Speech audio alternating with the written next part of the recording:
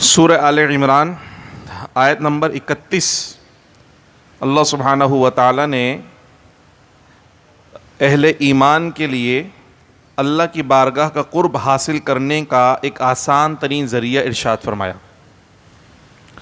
اور ہم میں سے ہر شخص کی بلکہ ہر مومن کی یہ خواہش ہے کہ اللہ سبحانہ و تعالیٰ کا قرب اسے حاصل ہو جائے، وہ اللہ تعالیٰ کا پسندیدہ بندہ بن جائے، اور یہی ہماری زندگی کا اصل مقصد بھی ہے۔ تو وہ اللہ سبحانہ و تعالیٰ کا قرب حاصل کرنا اور اللہ کا پسندیدہ بندہ بننا کتنا آسان ہے، اللہ پاک نے قرآن مجید فرقان حمید کی سورہ آل عمران کی آیت نمبر 31 میں ارشاد فرمایا، قُلْ إِن كُنتُمْ تُحِبُّونَ اللَّهَ فَاتَّبِعُونِي يُحْبِبْكُمُ اللَّهُ۔ اے پیارے حبیب صلی اللہ تعالیٰ علیہ وسلم، آپ ان لوگوں سے فرما دیجئے جو یہ دعویٰ کرتے ہیں کہ وہ اللہ سے محبت کرتے ہیں۔ تو جس کا یہ دعویٰ ہے کہ وہ اللہ سے محبت کرتا ہے، تحبون اللہ، کہ تم یہ دعویٰ کرتے ہو کہ تم اللہ سے محبت کرتے ہو، فاتبعونی، تم میری پیروی کرو، یعنی اللہ کے حبیب حضرت محمد مصطفیٰ صلی اللہ علیہ وسلم کی پیروی کرو۔ یہ بڑا ایک پیارا رمز ہے، ایک بڑی خوبصورت بات ہے کہ محبت کا دعویٰ کس سے ہے؟ بتائیے ذرا، محبت کا دعویٰ کس سے؟ اللہ تعالیٰ سے۔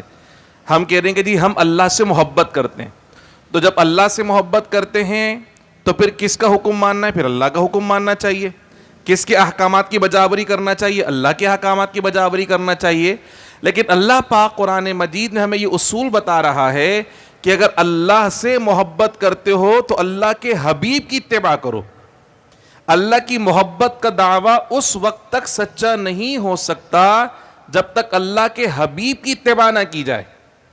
یہ بڑی اہم بات ہے۔ محبت کا دعویٰ ہے اللہ سے، تو اللہ یہ نہیں فرما رہا کہ حبیب ان سے کہتے ہیں کہ بھئی اگر تم اللہ سے محبت کرتے ہو تو اللہ کے سارے حکم پہ عمل کرو، اللہ تعالیٰ کے احکامات پہ عمل کرو، بلکہ فرما کہ حبیب ان سے کہتے ہیں اگر تم اللہ سے محبت کرتے ہو تو تم اپنے دعوے کی سچائی اس طرح ظاہر کرو کہ اللہ کے حبیب سے محبت کرو۔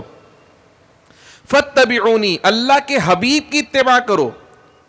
جب تم اللہ کے حبیب کی اتباع کرنے لگ جاؤ گے تو کیا ہوگا؟ یحببکم اللہ۔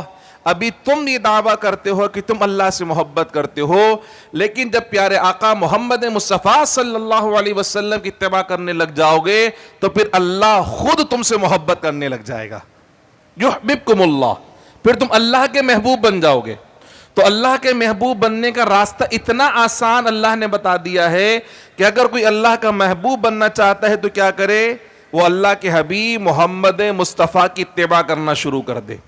اور یقین جانیے، آج تک جتنے بھی اللہ کے ولی ہوئے، جتنے بھی اللہ کے ولی ہوئے، صحابہ کرام کا نام بھی اس لیے بلند و بالا اور روشن ہے کہ حضور کی اتباع کی ہے۔ تابعین کا نام بھی اس لیے روشن کہ حضور کی اتباع کی ہے۔ جتنے اولیاء کاملین گزرے ان کا نام اس لیے آج تک زندہ کہ حضور کی اتباع کی ہے۔ حضور کی اتباع کے بغیر کوئی اللہ کے قریب نہیں ہو سکتا۔ تو یہ اتنا سادہ اور آسان طریقہ اللہ نے ارشاد فرما دیا اللہ کے محبوب بننے کا کہ اللہ کے حبیب کی اتباع کرو۔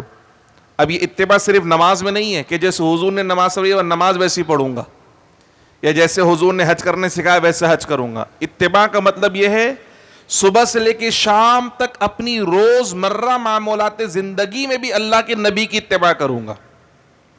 تو زندگی کا ہر عمل پیارے آقا صلی اللہ علیہ وسلم کی اتباع کے مطابق ہونا چاہیے۔ تو انعامات کیا ہوں گے؟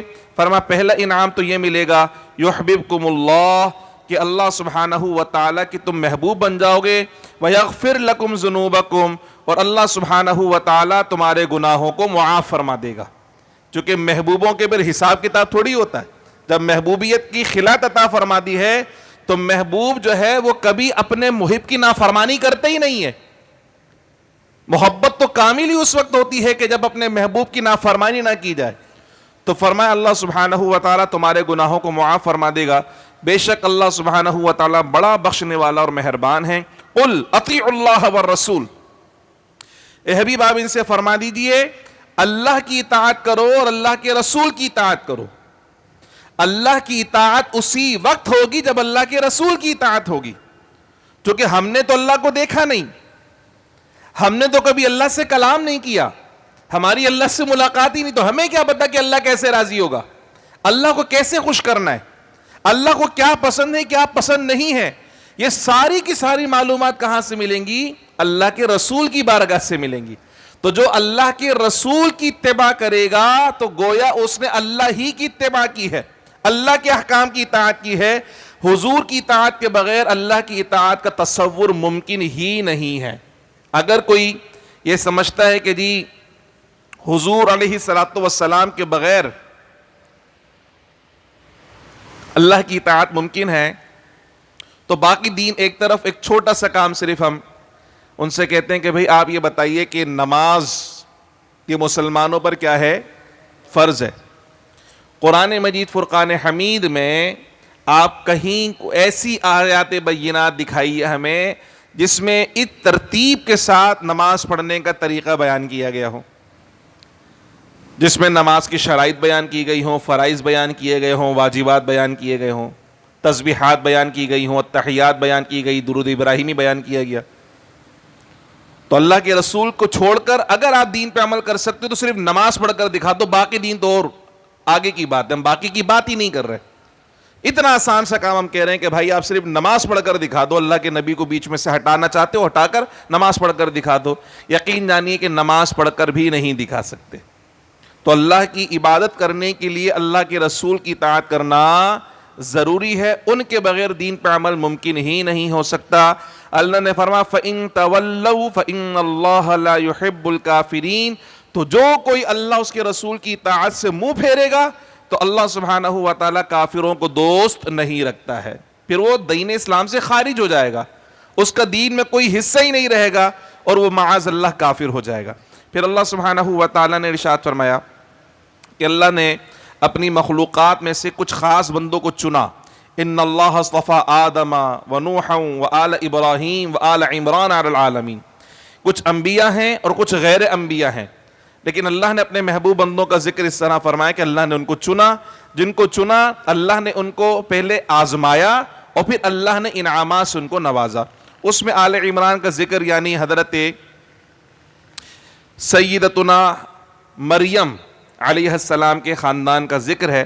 ان کی والدہ ماجدہ نے منت مانی تھی جب وہ حاملہ تھیں کہ میرے ہاں بیٹے کی ولادت ہوئی تو میں اللہ کے گھر کی خدمت کے لیے اس کو وقف کر دوں گی. تو باقاعدہ قرآن مجید فرقان حمید میں یہ الفاظ موجود ہیں, اذ قالت امرأۃ عمران رب انی نذرت لک. جب عمران کی بیوی نے یہ عرض کی اے میرے رب میں نے تیرے لیے منت مانی, ما فی بطنی کہ جو میرے پیٹ میں ہے, محررن خالص تیری ہی خدمت کے لیے اس کو وقف کر دوں گی, فتقبل منی تو میری طرف سے اس منت کو اپنی بارگاہ میں قبول فرما لے. یہاں جو میں آپ سے بات کرنا چاہ رہا ہوں وہ منت ماننے کے حوالے سے کرنا چاہ رہا ہوں کہ منت ماننے کا جو کانسیپٹ ہے شریعت میں اس کی اجازت ہے, منت مانی جا سکتی ہے, نظر مانی جا سکتی ہے. عربی میں نظر بولیں گے, اردو میں منت وغیرہ ہم کہتے ہیں جی منت ماننا. دیکھیں اس کی دو کیفیتیں ہیں, ایک ہوتی ہے نظر شرعی, ایک ہوتی ہے نظر عرفی.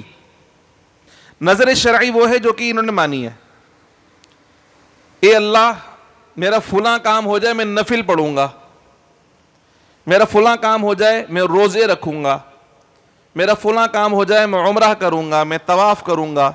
یعنی خاص عبادت کی منت ماننا, چونکہ منت بھی ایک عبادت ہے, نظر ماننا بھی ایک عبادت ہے, اور عبادت کس کے لیے؟ صرف اور صرف اللہ کے لیے ہے. دوسری جو کیٹیگری ہے جو ہمارے وہاں رائج ہے اس کو بولتے ہیں نظر عرفی. فلاں کام ہو جائے تو لنگر کروں گا, فلاں کام ہو جائے تو کھانا کھلاؤں گا, فلاں کام ہو جائے تو مزار پہ چادر چڑھاؤں گا, فلاں کام ہو جائے تو اس مزار پہ جا کے لنگر کروں گا. یہ ہے نظر عرفی. دونوں جائز ہیں, لیکن طریقہ کار کیا ہے؟ نظر مانی جائے گی اللہ کے لیے, اے اللہ میرا فلاں کام ہو جائے تو میں فلاں بزرگ کے مزار پر جا کر لنگر کروں گا. ٹھیک ہے, یہ درست طریقہ ہے. لیکن اگر کوئی اللہ کے ولیوں سے بھی کہتا ہے اے عبداللہ شاہ غازی میرا فلاں کام ہو گیا تو میں آپ کے مزار پہ لنگر کروں گا, تو یہاں پر بھی اہل سنت کے نزدیک وہ بندہ مشرک نہیں ہو رہا, چونکہ ہم جتنے اللہ کے ولی ہیں انہیں اللہ کا ولی مانتے ہوئے مدد مانتے ہیں, انہیں خدا نہیں مانتے اپنا. ہمارا یہ عقیدہ ہوتا ہے کہ عبداللہ شاہ غازی بھی اگر کچھ دیں گے تو اللہ کی عطا سے دیں گے, عبداللہ شاہ صحابی بھی اگر کچھ دیں گے تو اللہ کی عطا سے دیں گے, خواجہ غریب نواز بھی کچھ عطا کریں گے تو اللہ کی عطا سے کریں گے, چونکہ اللہ نے ان کو دینے والا بنایا ہے, اللہ نے ان کو اپنا ولی بنایا ہے. اور پیارے آقا صلی اللہ علیہ وسلم کی ایک حدیث مبارکہ, بخاری کی بڑی مشہور کتاب العلم کی حدیث, فرمایا واللہ یعطی انما انا قاسم, اللہ دینے والا ہے, میں تقسیم کرنے والا ہوں. تو حقیقت میں دینے والی ذات کس کی ہے؟ زور سے بولیں, یہ ہمارا ایمان ہے. حقیقت میں دینے والی ذات اللہ کی ہے, لیکن اللہ نے اپنی عطا کا مظہر اپنے بندوں کو بنایا ہوا ہے. جیسے کل بھی ہماری بات چل رہی تھی رزق کے حوالے سے, روزی کے حوالے سے. اب آپ کے پاس کسی کو کام چاہیے تو وہ آدمی کے پاس ہی جاتا ہے نا, بھائی مجھے کام چاہیے کام دے دو. اللہ کے پاس تو نہیں جاتا, اے اللہ مجھے کام چاہیے کام دے دے. حالانکہ دینا کس نے؟ سبب کون بنے گا؟ سبب کون بنے گا؟ اللہ کا بندہ اور وسیلہ. بظاہر یہ نظر آئے گا کہ اس بندے نے نوکری پر رکھا ہے, بظاہر نظر آئے گا مینیجر صاحب سیلری دے رہے ہیں, لیکن در حقیقت رزق دینے والی ذات کس کی ہے؟ کیا کوئی مینیجر سے سیلری لیتے ہوئے بولتے کہ شرک ہو گیا؟ اللہ سے لو, مینیجر صاحب سے کائے کو لے رہے ہو بھائی؟ نوکری چاہیے تو اللہ سے لو, ان سے کائے کو لے رہے ہو بھائی؟ فقیر آپ سے مانگنے کے لیے آتا ہے تو فقیر آپ سے کیا کہتا ہے؟ فقیر آپ سے مانگتا ہے نا, اللہ کے نام پہ دے دو بھائی. آپ سے مانگ رہا ہے, اللہ سے نہیں مانگ رہا. وہ کس سے مانگ رہا ہے؟ بندے سے مانگ رہا ہے. تو شرک ہونا چاہیے یہ بھی. وہ بھائی بندے سے کیوں مانگ رہا ہے؟ اللہ سے مانگ رہا ہے ڈائریکٹ, مجھ سے کس بات کا مانگ رہا ہے؟ لیکن آپ جب یہ سنتے ہیں کہ جی اللہ کے نام پہ مانگ رہا ہے تو آپ فوراً کچھ نہ کچھ اس کو نکال کر دے دیتے ہیں, چونکہ پتہ ہے کہ حقیقت دینے والی ذات اللہ کی ہے. میں بھی اگر دے رہا ہوں تو اللہ کے دیے سے دے رہا ہوں. بات آ رہی سمجھ میں؟ تو یہ ہمارے وہاں نظر عرفی کا کانسیپٹ ہے کہ اللہ کے ولیوں سے براہ راست اگر استغاثہ کرتے تو بالکل یہی تصور ہمارا ہوتا ہے. معاذ اللہ ثم معاذ اللہ, ہم انہیں خدا ہرگز نہیں مانتے. یہ تصور اس انداز میں آپ سمجھ لیجئے کہ کوئی یہ کہے کہ بھائی اللہ چاہے یا نہ چاہے, معاذ اللہ خواجہ صاحب عطا کر سکتے ہیں. ہم میں سے کوئی ایسا تصور نہیں رکھتا. ہمیں پتہ ہے کہ اللہ کا ولی بھی اللہ کی نافرمانی نہیں کرے گا. جب اللہ چاہے گا تو اللہ ان کے ذریعے سے دلوا دے گا. اسی طریق سے ایک ہمارے وہاں تسلسل اسی سے صرف مانگنے کے حوالے سے ایک مثال دے رہا ہوں کہ عموماً ایسا ہوتا ہے, لوگ کہتے ہیں جی اللہ سے براہ راست مانگو, وسیلہ دینے کی کیا ضرورت ہے؟ بلا شبہ اللہ کو وسیلے کی ضرورت نہیں ہے, وسیلے کی ضرورت ہمیں ہے. اچھا بھکاری اور فقیر بھی ہوتا ہے نا, وہ بھی جب دیکھتا ہے کہ ساتھ میں کوئی بچہ ہے تو براہ راست نہیں مانگتا, بولتا اپنے بچے کا صدقہ دے دو. پتہ ہی ہے تو نہیں دے گا, لیکن بچے سے بڑا پیار کر رہا ہے, میں نے دیکھا بچے سے محبت کا اظہار کر رہا ہے تو بچے کا صدقہ مانگتا ہے, اپنے بچے کا صدقہ دے دو. حالانکہ دینا کس نے؟ اس آدمی نے خود دینا ہے, لیکن کس کے ذریعے سے مانگ رہا ہے؟ بچے کے ذریعے سے مانگ رہا ہے. اپنے بچوں کا صدقہ دے دو, اپنی گھر والی کا صدقہ دے دو, اپنی اولاد کا صدقہ دے دو. دینا اسی نے ہے, مگر مانگنے کا انداز بدل گیا ہے. تو یہی کیفیت ہماری ہے کہ دینا اللہ ہی نے ہے, مگر مانگنے کا انداز بدل گیا. اے اللہ اپنے پیاروں کے صدقے میں ہم کو عطا فرما دے. اس لیے اللہ کے محبوبوں کا وسیلہ اللہ کی بارگاہ میں پیش کر دیں. لازم نہیں ہے, مگر ہمیں پتہ ہے کہ اگر اس ذریعے سے کام کیا جائے تو کام جلدی اور آسانی سے ہو جاتا ہے. تو منت ماننے کی اجازت ہے, لیکن منت اس انداز کی ہونی چاہیے, منت خالصتاً اللہ کے لیے ہونی چاہیے, اور اس کا ثواب اللہ کے محبوب بندوں کو پہنچایا جا سکتا ہے. پھر اپنی تھوڑی سی اصلاح بھی کریں. دیکھیں ایک طرف تو جواز والی بات ہو گئی, لیکن اپنی اصلاح کریں تھوڑی سی, اللہ کے ساتھ تعلق تھوڑا سا مضبوط کریں. جتنی محبت خواجہ صاحب سے کر رہے ہیں, جتنی محبت غوث پاک سے کر رہے ہیں, جتنی محبت بابا فرید سے کر رہے ہیں, اس سے کہیں زیادہ محبت آپ کو اللہ سے ہونی چاہیے. اور آپ کی منتوں کا جو کرائٹیریا ہے وہ تھوڑا سا چینج ہونا چاہیے. کھلانے پلانے سے ہٹ کر ذرا سجدوں کی طرف بھی تو آؤ. اے اللہ میرا فلاں کام ہو جائے, میں 2 رکعت نفل پڑھوں گا, یہ منت کوئی نہیں مان رہا. یہ اللہ میرا فلاں کام ہو جائے, میں ایک قرآن پاک کی تلاوت ختم کروں گا, ایک قرآن پاک, یہ منت کوئی نہیں مان رہا. یہ اللہ میرا فلاں کام ہو جائے, میں نفلی روزہ رکھوں گا, یہ والی منت کوئی نہیں مانگ رہا. یہ والی منتیں ماننے میں کیا پریشانی ہے؟ ہمارے وہاں تصور ہے کرنٹ ثواب کا، کیش ثواب، کیش ثواب. اور وہ کیش ثواب کیسے نظر آتا ہے؟ جب کسی کو کھانا کھلائیں گے نا، یار کھانا کھا لیا، ہو گیا، مقبول ہو گیا بس. اب یہ کیش ثواب چاہیے ہمارے کو. تو تھوڑا سا تصور اپنا چینج کریں، جو نظر شرعی ہے اس کی طرف ذرا لوٹ کر آئیے، تاکہ جو ہمارے کچھ جوہلا ایسے ہیں جو واقعتاً شریعت کے خلاف کام کر رہے ہوتے ہیں، ان جوہلا کی وجہ سے پورے اہل سنت کو بدنام کیا جاتا ہے. حالانکہ پورے اہل سنت وہ کام نہیں کر رہے. کبھی کسی عالم دین نے ان غلط کاموں کی حوصلہ افزائی نہیں کی ہوگی، ترغیب تو بڑی دور کی بات ہے، کبھی حوصلہ افزائی بھی نہیں کی ہوگی. لیکن ان جوہلا کے کاموں کی نسبت کس کی طرف کی جاتی ہے؟ جس سارے سنی ایسے ہی ہیں، سارے لوگ مزارات میں جا کے سجدے کر دیں. کہیں نہیں کرتے بھائی. اہل سنت کی اکثریت یہ کام نہیں کرتی ہے. یہ چند لوگ ہیں جو نہ درس میں آتے ہیں، نہ بیان میں آتے ہیں، نہ علماء کے پیچھے چلتے ہیں. وہ اپنے نفس کی پیروی کرتے ہوئے سارے غلط کام کرتے ہیں، مگر الزام کس پہ لگتا ہے؟ پورے کے پورے اہل سنت کے اوپر لگتا ہے. تو آپ بھی تھوڑا سا اپنی اصلاح کریں، اپنی منت اور نظر کا جو انداز ہے وہ تھوڑا سا تبدیل کر لیں. اب کھلانے کے بجائے تھوڑا سا، میں یہ نہیں کر رہا کہ ناجائز اور حرام والی بات، میں کرائٹیریا کی بات کر رہا ہوں، ترجیحات کی بات کر رہا ہوں. اب تھوڑا نوافل پہ آ جائیے. نوکری لگ گئی تو میں انشاءاللہ 2 رکعت نفل پڑھوں گا، مانے یہ والی منت مانے. کاروبار میں اللہ تعالیٰ برکت ڈال دے اور میرا یہ فلاں کام ہو جائے، میں انشاءاللہ عز و جل 1 ماہ کی نفلی روزے رکھوں گا، یہ مانی یہ والی منت. اس انداز پہ تھوڑا سا آ جائیے. اور چادروں کے حوالے سے بھی تھوڑا سا خیال کیجیے. چادر کی بات ضمناً آ گئی. مزارات شریف پہ چادر ڈلتی ہے، وہ صرف اور صرف صاحب مزار کی تعظیم کے لیے ہے. یعنی پتہ چلے کہ یہ عام بندے کی قبر نہیں، اللہ کے ولی کا مزار ہے. تو ایک چادر سے بھی بات پوری ہو سکتی ہے، 2 چادروں سے بات پوری ہو گئی. چادروں کے انبار لگے ہوئے، یہ جائز نہیں ہے، اس کی اجازت نہیں ہے. ہمارے علماء نے اس کی اجازت نہیں دی ہے کہ انبار لگا دیں آپ. اور دوسرے کیا ہو رہا ہے؟ معاذ اللہ ثم معاذ اللہ، وہ چادریں مزار پر چڑھائی جا رہی ہیں جس پہ قرآنی آیتیں لکھی ہوئی ہیں، چاروں کل آیت الکرسی وہ بک رہی ہے، اور خرید کے لوگ مزار پہ چڑھانے. حرام ہے یہ. اللہ نے اس لیے تھوڑی اتارا ہے قرآن کہ وہ چادروں پہ لکھ کر مزاروں پہ چڑھایا جائے. یہ تو قرآن کی بے ادبی اور توہین ہے. اس چادر کو ہاتھ لگانے کے لیے باوضو ہونا ضروری ہے. قرآن کو بغیر وضو کے چھونا جائز؟ زور سے بولیں. بغیر وضو کے چھو نہیں سکتے قرآن کو. کاغذ پہ لکھا ہو چاہے کپڑے پہ لکھا ہو، اور وہاں جو بیچ رہا ہے اس کا بھی وضو نہیں، جو خرید رہا ہے اس کا بھی وضو نہیں، اور جو متولی بنا ہوا ہے دھن مدار پہ چادریں چڑھا رہا ہے اس کا بھی کوئی وضو نہیں. اور پھر اس کے بعد وہ ادھر اترتی ہے، پھر دوبارہ دکان پہ پہنچ جاتی، پھر اترتی، پھر دوبارہ دکان پہ پہنچ جاتی. کاروبار بنایا ہوا انہوں نے. تو یہ چادر چڑھانے والی منت نہ مانے آپ، مشورہ ہے میرا. بہت چادریں چڑھ گئیں. آپ چادر چڑھانے والی منت نہ مانیں. آپ یہ منت مانیں کہ انشاءاللہ عبداللہ شاہ غازی آپ دعا فرمائے میرا فلاں کام ہو گیا، میں ایک قرآن پاک خود پڑھ کر آپ کو اصالہ ثواب کروں گا. یہ والی منت مانیے آپ.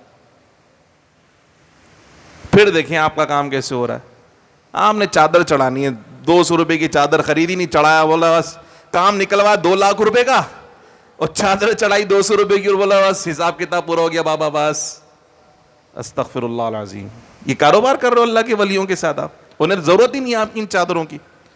تو ذرا اس پہ تھوڑی سی احتیاط کیجیے. پھول پتی بھلے پیش کر دیجیے، لیکن جو مزارات پہ چادریں چڑھانے کا جو آپ نے ایک رواج ڈالا ہوا ہے، کم سے کم یہاں جو بیٹھے ہوئے لوگ ہیں وہ اپنا ذہن صاف کریں کہ اب ان مزارات پر چادروں کی آپ کو پیش کرنے کی ضرورت نہیں ہے، چونکہ جو مقصد ہے وہ تو پورا ہو چکا ہے. ایصال ثواب کیجیے، فاتحہ خوانی کیجیے، اس کی بالکل ضرورت ہے.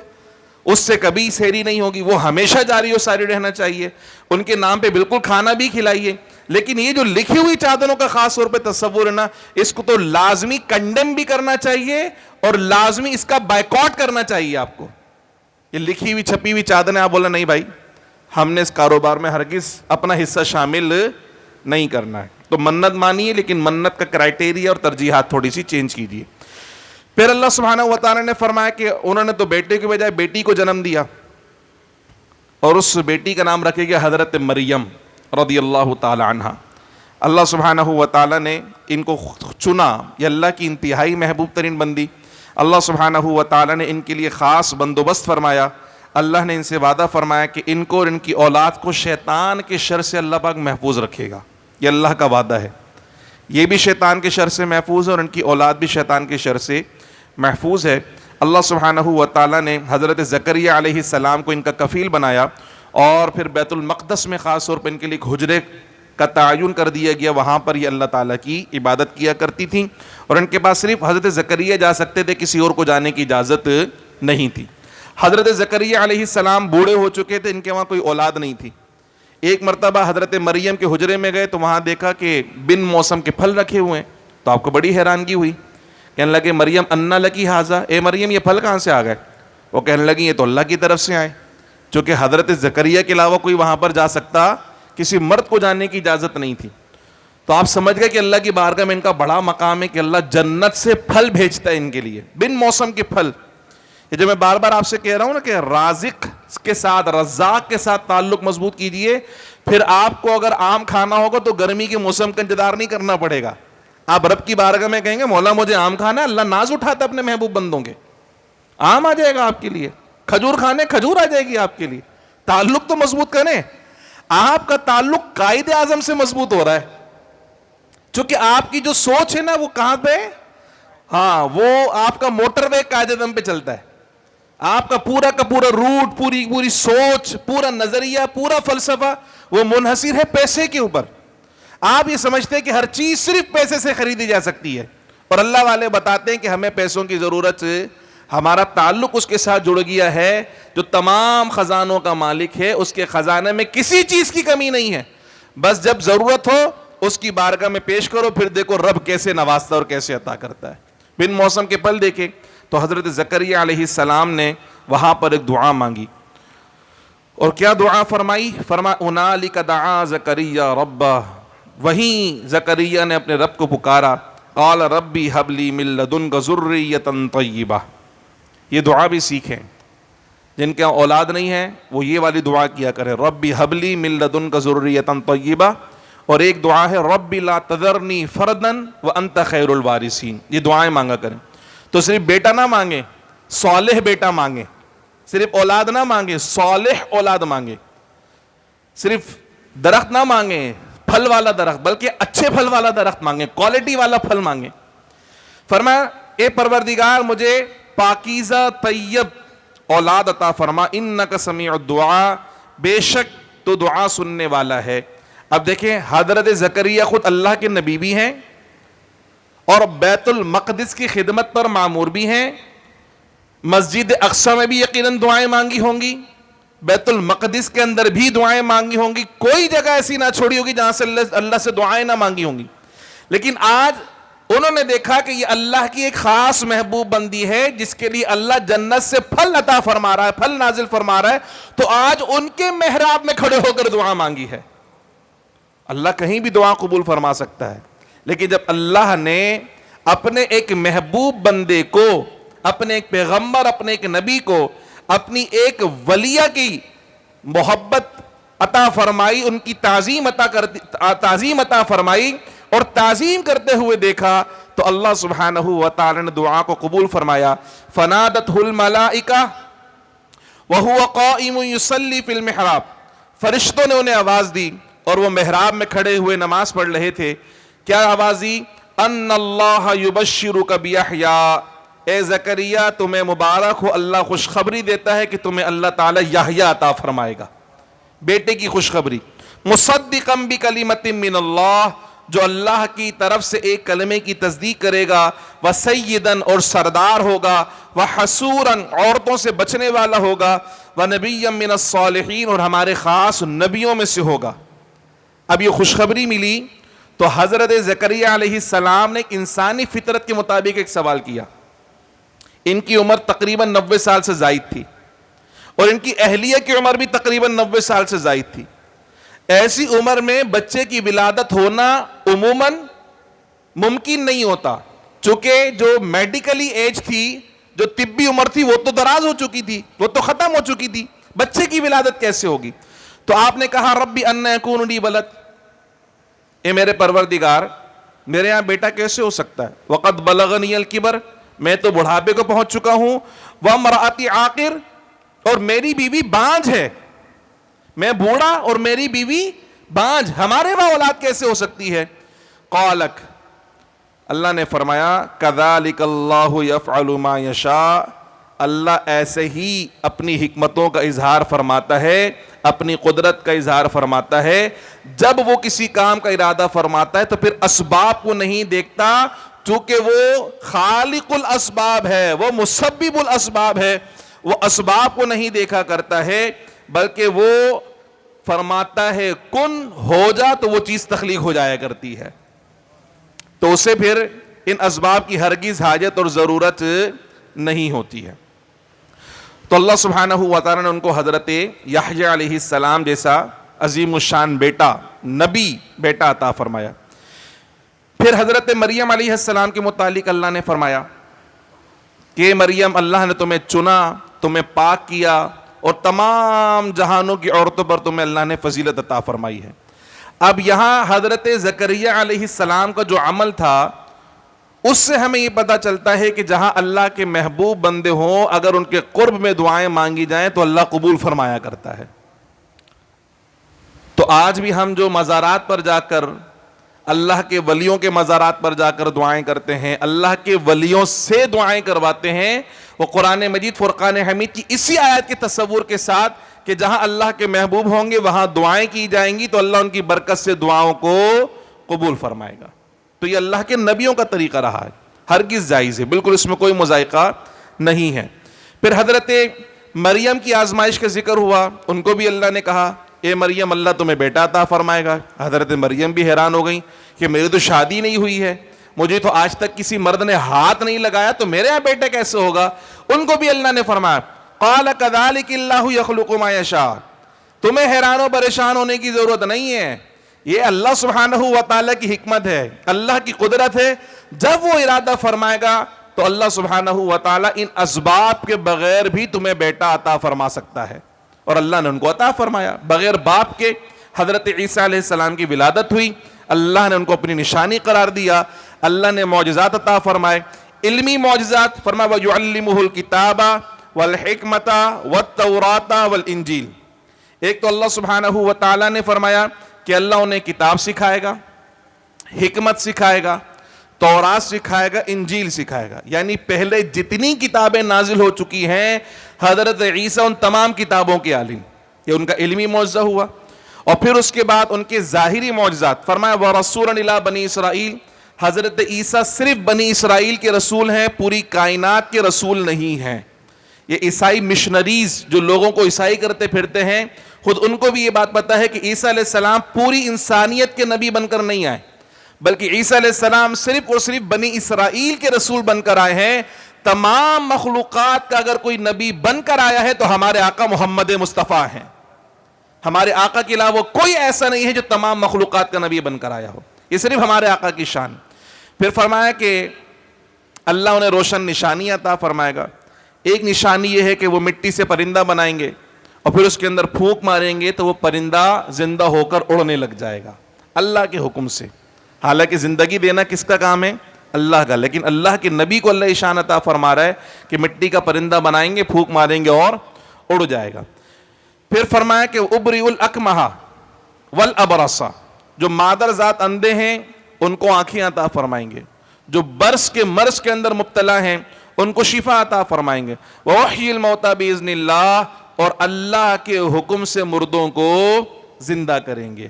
وَأُنَبِّئُكُم بِمَا تَأْكُلُونَ وَمَا تَدَّخِرُونَ فِي بُيُوتِكُمْ, اور جو کچھ تم کھاتے ہو وہ بھی تمہیں بتائیں گے, اور جو کچھ تم نے گھر میں چھپا رکھا ہے وہ بھی تمہیں بتا دیا کریں گے. یہ حضرت عیسیٰ علیہ السلام کی شان بیان ہو رہی ہے. اب مجھے بتائیں کہ جو کچھ کھایا وہ کہاں چلا گیا؟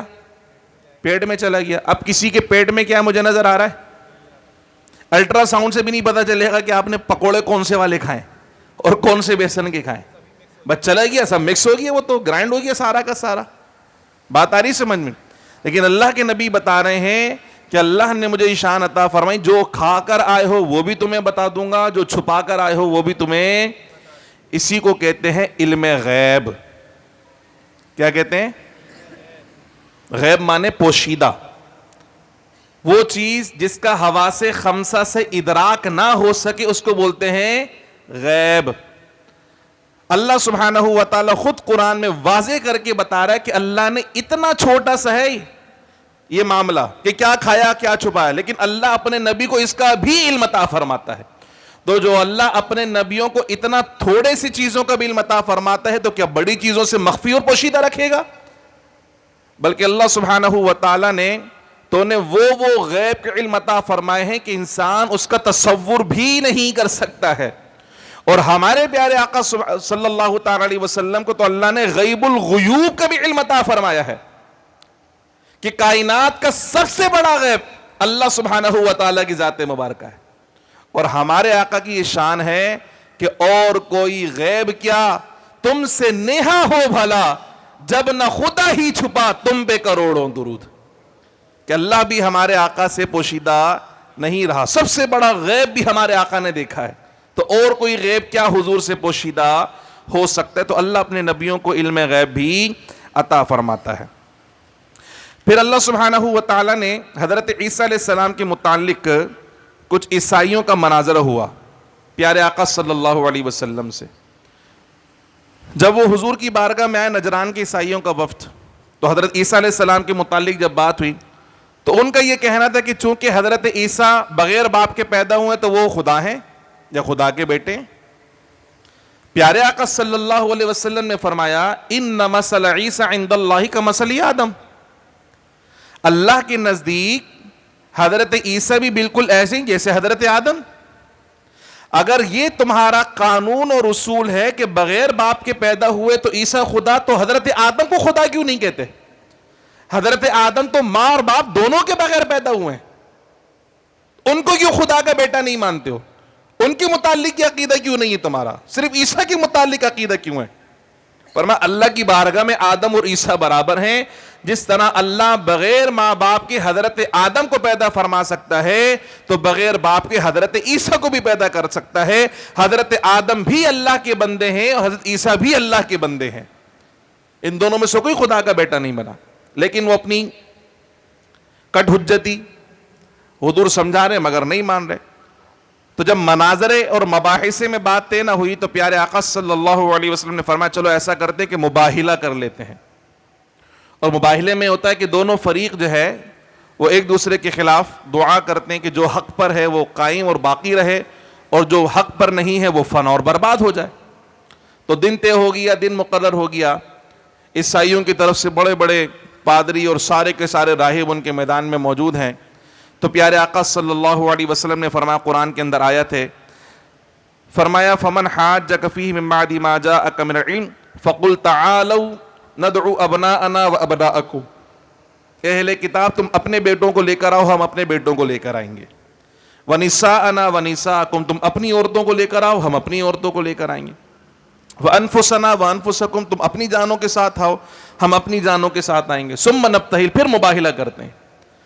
اب جب یہ سب طے ہوا تو عیسائیوں کی طرف سے پورا لشکر موجود ہے مباہلہ کرنے کے لیے. مسلمانوں کی نمائندگی کس نے کی ہے؟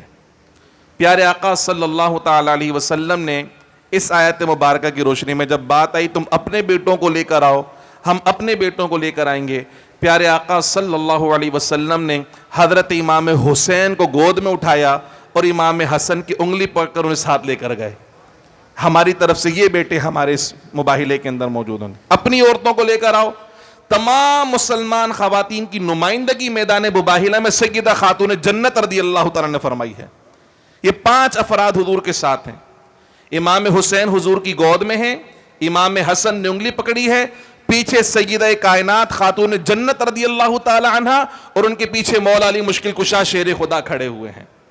پیارے آقا صلی اللہ علیہ وسلم نے ان سے فرمایا کہ میں جب دعا کروں تم نے آمین کہنا ہے، بس صرف آمین کہنا اور کچھ نہیں کہنا. جب یہ 5 نفوس قدسیہ میدان مباہلہ میں پہنچے تو وہاں جو ان کا سب سے بڑا راہب تھا عبد المسیح، وہ کہنے لگا اے عیسائیوں آج ان کے ساتھ مباہلہ نہ کرنا. اگر مباہلہ ہو گیا تو روئے زمین پر کوئی عیسائی باقی نہیں رہے گا.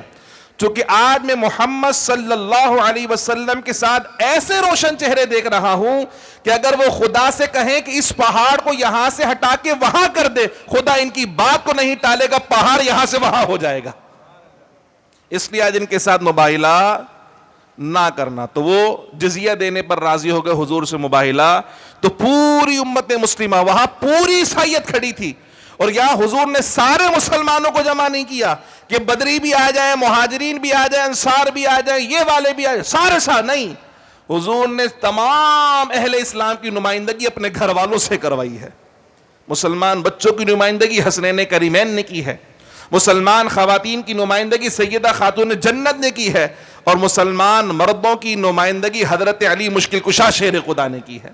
حضور کے گھرانے نے نمائندگی کی, اور اللہ سبحانہ و تعالیٰ ان کی برکت سے عیسائیوں کو شکست عطا فرمائی, اپنے باطل ہونے کو وہ پہچان گئے.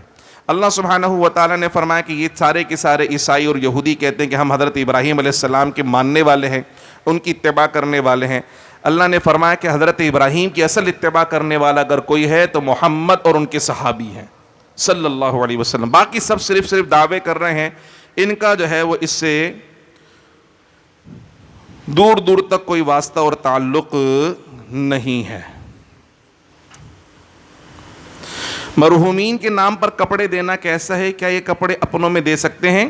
مرحومین کے نام پر کپڑے, کھانا, جو کچھ دیا جاتا ہے وہ اس نیت سے دیا جاتا ہے کہ اس پر اللہ جو ثواب عطا فرمائے گا وہ ہمارے مرحومین کو پہنچے. تو بالکل کپڑے بھی دیے جا سکتے ہیں, کھانا بھی دیا جا سکتا ہے, کچھ بھی دیا جا سکتا ہے, اس میں کوئی مذائقہ نہیں ہے. اور یہ کپڑے اپنوں کو بھی دے سکتے ہیں, بالکل اپنوں کو بھی دیے جا سکتے ہیں, اس میں کوئی مذائقہ نہیں ہے. اچھا جی سر, آپ نے وسیلے کا ذکر فرمایا. میرا سوال ہے کہ حضرت ابراہیم علیہ السلام کو جب آگ میں ڈالا, کیا فرشتہ آیا بحکم الہی کی کچھ مدد لے لیں, دعا کریں, مگر انہوں نے مدد نہ لی, کیوں انہوں نے وسیلہ نہ لیا؟ حضرت ابراہیم علیہ السلام کا جو واقعہ ہے آگ میں ڈالے جانے کا, وہ واقعہ الگ چیز ہے, اس کا وسیلے سے کوئی تعلق نہیں ہے. دوسرا یہ کہ نبیوں کو اپنے اوپر قیاس نہ کریں. میں نے کہا ہمیں وسیلے کی ضرورت ہے, ہم نے نبیوں کی بات نہیں کی ہے. نبی میں اور ہم میں زمین آسمان کا فرق ہے. اور یہ جو آگ میں ڈالے جانے کا واقعہ ہے, یہ حضرت ابراہیم علیہ السلام کی آزمائش تھی.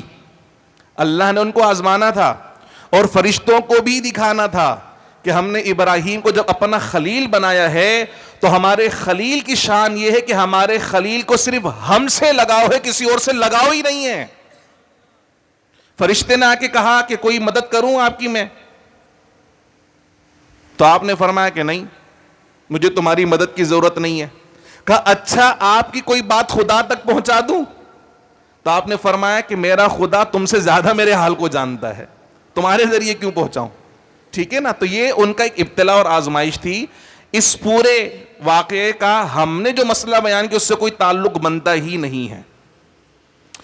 کوئی نہا کر نماز میں شامل ہوا, دوران نماز شک پڑا کہ وضو کیا تھا نہیں, تو اب کیا کرنا ہوگا جبکہ ان کو وضو کے پیر دھونا یاد ہے باقی یاد نہیں؟ دیکھیں, جب آپ نہائے تو نہانے کے دوران آپ نے اگر چہرہ دھو لیا, سر دھو لیا, دونوں ہاتھ دھو لیے اور پاؤں دھو لیے تو آپ کا وضو ہو گیا, اگرچہ آپ نے نیت کی ہو یا نہ کی ہو. وضو ایک ایسا عمل ہے, ان چار اعضاء کو اگر کوئی دھو لے بغیر نیت وضو کے بھی دھوئے گا تو وضو ہو جائے گا. نیت کرنے کا فائدہ یہ ہوگا کہ ثواب ملے گا وضو کرنے کا. اگر نیت نہیں کی, آپ نے ویسے ہی صابن سے نہایا, دھویا, شیمپو لگایا, نہا دھو لیے, آپ کا وضو ہو گیا. چونکہ وہ تمام اعضاء جو وضو میں دھونا فرض ہے وہ سارے کے سارے دھل گئے, دوبارہ سے وضو کرنے کی ضرورت نہیں ہے. قرآن پاک بھی پڑھ سکتے ہیں اور نماز بھی پڑھ سکتے ہیں, نئے سرے سے وضو کی حاجت نہیں ہوگی.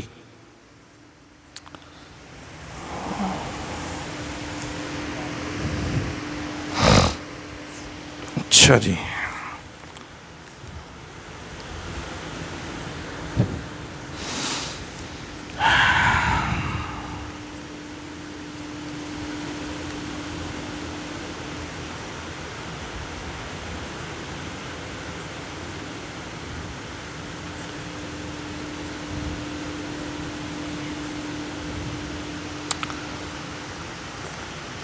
یہ ہم نے گزشتہ دنوں ایک مسئلہ بیان کیا تھا رضاعت کا, کہ اگر کوئی کسی بچے کو 2.5 سال کے اندر یعنی بچے کی جو عمر ہے وہ 2.5 سال کے اندر ہو, اور کوئی خاتون اگر اس کو دودھ پلا دیں, کسی اور کا بچہ ہے, کوئی اور خاتون اس کو دودھ پلا دیں, تو ان کا جو رشتہ ہے وہ رضاعت کا رشتہ, دودھ کا رشتہ قائم ہو جاتا ہے. وہ خاتون اس کی دودھ شریک ماں بن جائیں گی, اس خاتون کا شوہر اس کا دودھ شریک باپ بن جائے گا، اور اس خاتون کی تمام اولادیں اس کے دودھ شریک بھائی بہن بن جائیں گے.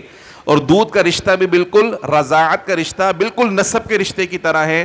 جس طرح سگے بھائی بہنوں سے شادی نہیں ہو سکتی، اسی طرح دودھ شریک بھائی بہنوں سے شادی نہیں ہو سکتی. یہ ہم نے مسئلہ بیان کیا. تو اسی کے ضمن میں ایک بہن نے سوال پوچھا ہے کہ میرے بھانجے نے اپنی تائی امی کا دودھ پیا ہے، ان کی چھوٹی بیٹی بھی اس وقت دودھ پی رہی تھی. اب میرے بھانجے کا رشتہ انہی میں سے ایک سے ہوا. میرے یاد دلانے پر یہ تو ان کا دودھ شریک بھائی ہے، تو ان کا موقف یہ ہے کہ وہ تو مجبوری کی حالت میں چند قطرے چند گھونٹ پیے تھے، تو بھلے چند قطرے ہی کیوں نہ پیے ہوں، ایک چسکی بھی اگر دودھ پی لیا بچے نے تو حرمت رضاعت ثابت ہو جائے گی. اس میں نہیں کہ پیٹ بھر کر دودھ پلایا تو حرمت رضاعت ہوگی، ایک چسکی بھی اگر دودھ پی لیا تو حرمت رضاعت ثابت ہو جائے گی. وہ کہتی ہیں جی ہم نے کسی مولانا سے معلوم کیا تو انہوں نے کہا یہ رشتہ ہو سکتا ہے. اب پتہ نہیں کون سے مولانا سے معلوم کیا. یہ بات بھی میں نے آپ سے عرض کی تھی کہ ہر مسجد کے امام سے مسئلہ نہیں پوچھا کریں. ہر مسجد کے امام صاحب کو ہر مسئلہ معلوم نہیں ہوتا، پھر وہ معاذ اللہ شرم بھی محسوس نہیں کرتے غلط مسئلہ بتاتے ہوئے. وہ کہتے ہیں ہماری ناک کٹ جائے گی، اس لیے کوئی پوچھنا ہے تو بتا دو. تو امام صاحب کے اوپر لازم بھی نہیں کہ سارے مسئلے ان کو یاد ہوں، ان کو صرف نماز کے مسئلے یاد ہونا چاہیے اور قرات کے مسئلے یاد ہونا چاہیے. سارے مسئلے یاد ہونا ان کی وہ ہے بھی نہیں نا فیلڈ. تو ہر وقت ہر مسئلہ ہر کسی کو یاد نہیں ہوتا.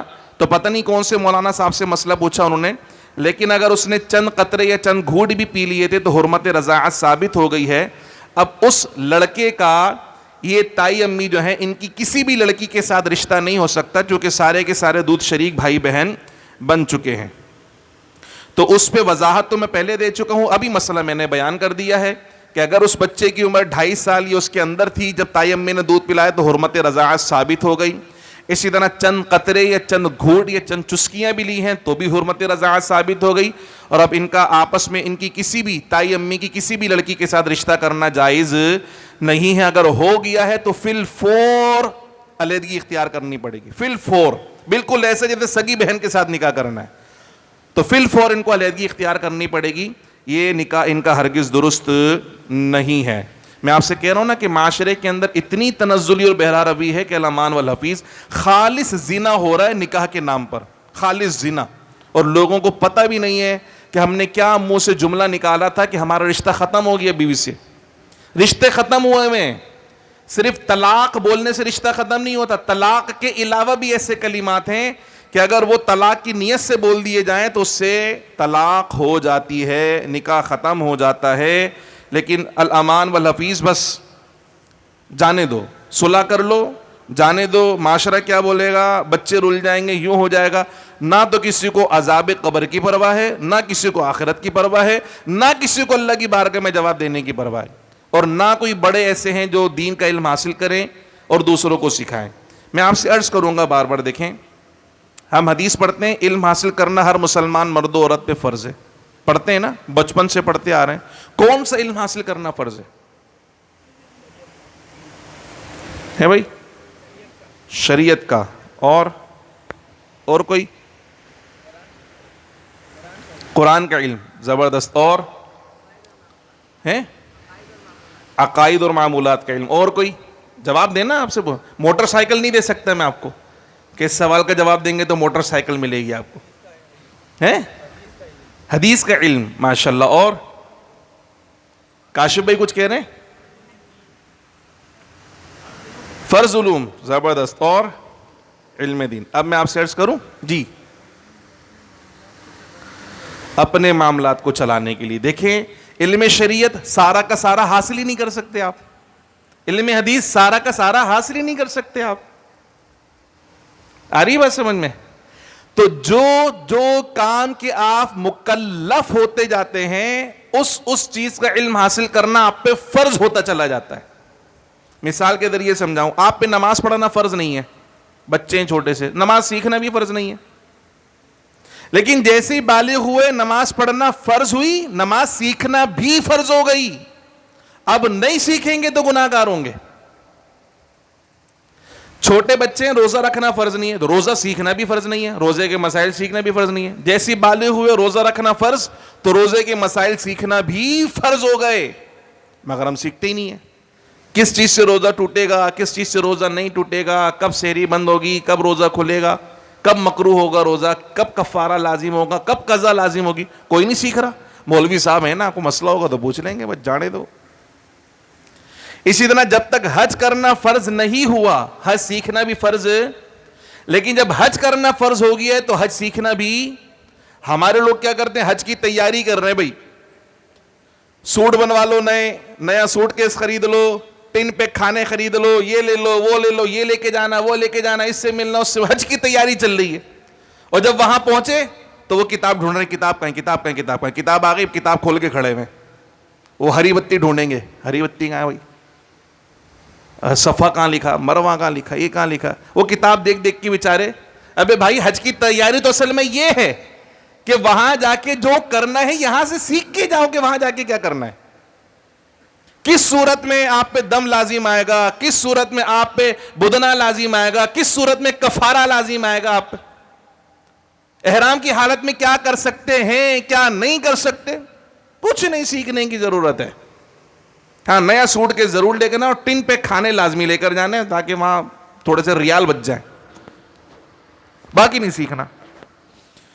تو جس طرح ان چیزوں کے مکلف ہوتے جاتے ہیں, چیزیں سیکھنا آپ پہ فرض ہے. نہیں سیکھیں گے گناہ گار ہوگے. غلطی کریں گے تو آپ یہ نہیں کہہ سکتے جی مجھے نہیں پتا تھا, آپ کو پہلے سیکھنا چاہیے تھا. اسی طرح جب آپ نے شادی کی تو آپ پر نکاح کے احکام سیکھنا فرض ہے. نکاح اور طلاق کے مسائل سیکھنا فرض ہے آپ کے اوپر. پتہ ہی نہیں ہے, بس وہ قاضی صاحب ہے نا, بولیں گے قبول ہے, قبول ہے, بولا قبول ہے, قبول ہے, کلمے میں پڑھائیں گے, ہو گیا نکاح, بس ختم, دیٹس آل. آگے کیا کرنا ہے, زندگی کیسے گزارنی ہے, نکاح کو بچانا سنبھالنا کیسے, کسی کو نہیں پتا. کیا حقوق میرے اوپر واجب ہوئے ہیں عورت کے, کسی کو نہیں پتا. عورت کو بھی, بچی کو بھی نہیں پتا کہ مجھ پر کیا حقوق واجب ہوئے ہیں اس نکاح کی صورت میں, کسی کو نہیں پتا. ایسا ہے کہ نہیں؟ غلط تو نہیں, باولا تو نہیں ہو گیا میں؟ صحیح بتا رہا ہوں میں آپ کو. سیکھنے کی ضرورت ہی نہیں کسی کو. یہ سیکھنا ہے کہ پیسے کیسے کمانے ہیں, گھر بیٹھے پیسے کمائیں. رضا بھائی گھر بیٹھے پیسے کمائیں, 2 گھنٹے میں $1000 کما لیں آپ. فری لانسنگ کیسے کرنی ہے, فورسٹ ٹریڈنگ کیسے کرنی ہے, کرپٹو کرنسی میں کیسے پیسے انویسٹ کرنے ہیں, دکانیں کہاں بن رہی ہیں, پلاٹ کہاں بک رہے ہیں, یہ سیکھنا ہے بس. گھر بیٹھ کے نوٹ کمانے کا ذریعہ یہ کیا ہے, یہ سیکھنے کی ضرورت ہے. گاڑی کون سی چل رہی ہے, پیکیجز کون سے آئے ہوئے ہیں, موبائل کون سا اچھا چل رہا ہے, یہ اس کی معلومات ہونا بہت ضروری ہے. کھانے کہاں اچھے مل رہے ہیں, لانڈی میں اور کرنگی میں بریانی کون سی اچھی ہے, تو نہاری کس کی اچھی ہے, تو حلیم کس کا, یہ ساری معلومات ہیں آپ کو. لیکن یہ جو حلال حرام کے احکام ہیں یہ کب سیکھیں گے آپ؟ زندگیاں گزر گئیں لوگوں کی, وضو کرنا نہیں آتا لوگوں کو, استنجا کرنا نہیں آتا لوگوں کو, زندگیاں گزر گئی ہیں. اللہ کے واسطے اپنے حال پہ رحم کیجئے اور اپنے لیے تھوڑا سا وقت نکال لیں. یہ جو آپ کی دوڑ چل رہی ہے, دوڑ کبھی ختم نہیں ہوگی. اللہ نے فرمایا کہ قبر میں جائیں گے, لوگ سمجھتے ہیں آنکھیں بند ہوئیں, لیکن قبر میں جا کے آنکھیں کھلتی ہیں. قبر میں جا کر آنکھیں کھلتی ہیں, بند تو ابھی ہیں ہماری. چل رہی ہے بھیڑ چال, بس چل رہی ہے, چلنے دو, جیسے گزر رہی ہے گزرنے دو بس. صبح ہوتی ہے, شام ہوتی ہے, عمر یوں ہی تمام ہوتی ہے. میں آپ کو لگے ہاتھ مجھے پتہ ہے ویسے آپ کے مصروف لوگ ہیں آپ لوگ, ہم فارغ ہیں جو بیٹھے رہتے ہیں یہاں پڑھانے کے لیے, مصروف ہیں, لیکن پھر بھی میں آپ کو دعوت دیتا ہوں, اپنی زندگی کو آسان بنائیے, شریعت کا علم حاصل کریں. جب آپ کو پتہ ہوگا نا کہ کیا کرنا ہے کیا نہیں کرنا, زندگی آسان ہو جائے گی. وگرنہ ادھر سے چچا کے بولیں گے ابے یہ کیا کر دیا تو نہیں کرنا تھا, ادھر سے ابے جانے تو بھیا ہو جاتا ہے, چل وہ مسئلہ نہیں, کوئی مسئلہ نہیں. ادھر سے تایا آئیں گے, اما تم دونوں بچے کا دماغ خراب کر رہے ہو, ایسا نہیں ہوتا. سب کی سننی پڑے گی, اس لیے سب کی سننے کے بجائے رب کی سن لو. رب کی سنو گے انشاءاللہ سب کی سننے سے خلاصی مل جائے گی. زندگی کی سانسیں باقی ہیں, مہلت ہے, داڑھی کالی ہو سفید ہو کچھ بھی ہو, دین کا علم حاصل کرنا فرض ہے. اپنے لیے وقت نکالیں. ہماری جامعہ سلیم میں رات میں کلاسیں ہوتی 9 سے 11, تو اس میں داخلہ لے لیجیے.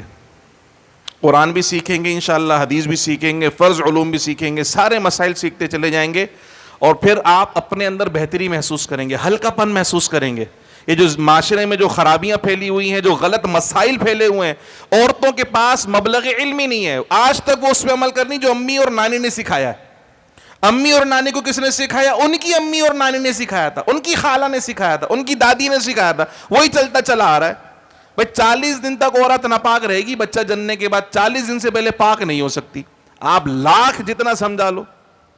نہیں دادی نے بولا 40 دن تک ناپاک ہے، ہمارے وہاں تو نہیں ہوتی پاک، 40 دن کی نمازیں چھڑوائیں گے اس کی۔ اگر ارے بھائی 40 دن کا تو کوئی تصور ہی نہیں ہے، خون آنا بند ہو گیا، پاک ہو گئی وہ؟ نہیں 40 دن تک ناپاک ہی ہے، وہ کہیں آ جا نہیں سکتی ہے وہ 40 دن کے اندر۔ اور بھی بہت ساری غلط فہمیاں، غلط مسائل معاشرے میں رائج ہیں۔ میری آپ سے گزارش ہوگی اور اللہ سے دعا کرتا ہوں اس ماہ رمضان کی بابرکت ساعتوں کے صدقے میں اللہ آپ کا سینہ کھولے اور آپ کو اس بات کا احساس ہو کہ واقعتاً جہاں یہ ساری ڈگریز لینا ہمارے لیے اس دنیا میں کامیابی کا ذریعہ تھیں، وہیں دین سیکھنا دنیا میں بھی کامیاب کرے گا اور آخرت میں بھی ہم کو کامیاب کرے گا۔ ذکر اللہ عز و جل، انشاءاللہ اس کے بعد دعا درود پاک پڑھ لیں بآواز بلند اور اپنی آنکھوں کو بند کریں گنبد خضرا کا تصور سجاتے ہوئے۔ اللہم صلی علی سیدنا و مولانا محمد وعلی آلہ وصحبہ سیدنا مولانا محمد مع الجود والکرم۔ حسبی ربی جل اللہ ما فی قلبی غیر اللہ، حسبی ربی جل اللہ ما فی قلبی غیر اللہ، نور محمد صلی اللہ لا الہ الا اللہ، لا الہ الا اللہ، لا الہ الا اللہ، لا الہ الا اللہ، لا الہ لا الہ الا اللہ، لا الہ الا اللہ، لا الہ الا اللہ، لا الہ الا اللہ، لا الہ الا اللہ، لا الہ الا اللہ، محمد الرسول اللہ صلی اللہ تعالی علیہ وسلم۔ آمین۔ الحمدللہ رب العالمین والصلاة والسلام علی رسولہ الکریم۔ اللہم ربنا آتنا فی الدنیا حسنہ وفی الآخرۃ حسنہ وقنا عذاب النار۔ الہ العالمین، جتنے مسلمان بھائی بزرگ بچے بہنیں بیمار ہیں سبھی کو شفائے کاملہ صحت عاجلہ نصیب فرما۔